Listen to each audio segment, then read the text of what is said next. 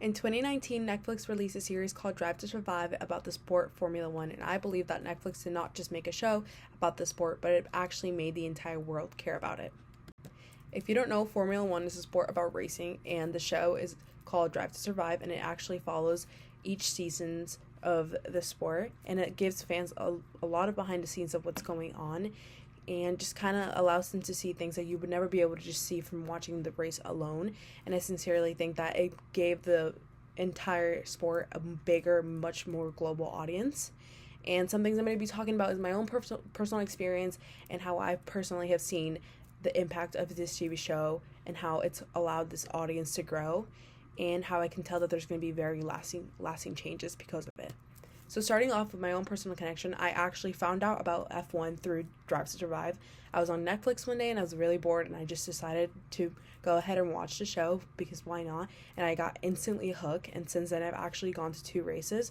I went to Miami last year in 2024 and this year in 2025, and I can attest that last year the audience was much smaller than this year. I thought it was a lot more people there this year, and I do think that some of that can be credited to the show. A lot of people continue watching more and more every year, and more people want to go, especially to Miami, because it's such a fun race to see.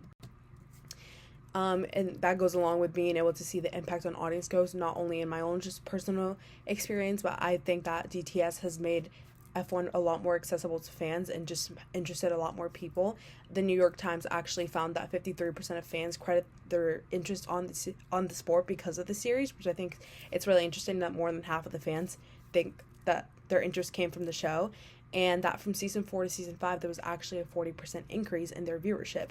And I just really think that this is all due to the fact that the show allows for drivers' personalities to come through, and you're kind of just seeing who you're supporting. You know, when you're only watching races, you kind of only see their helmet and you don't really know anything else past that. But when fans watch the show, they can see rivalries, they can see funny moments, just a lot of things that you would never know about if you weren't watching it.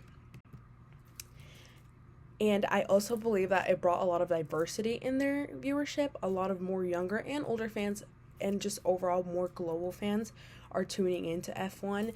It helped the U.S. market growth because of the Miami, the Austin, and the Vegas race being added. Miami has only been there a few years, and it's already added so many more fans because people enjoy going to the Miami race because of how immersive it feels.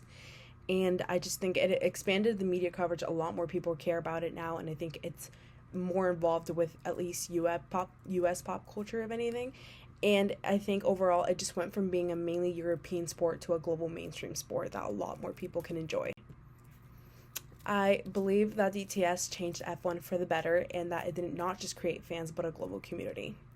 So next time you're watching a show, just think that a hobby or a really cool interest could come from it.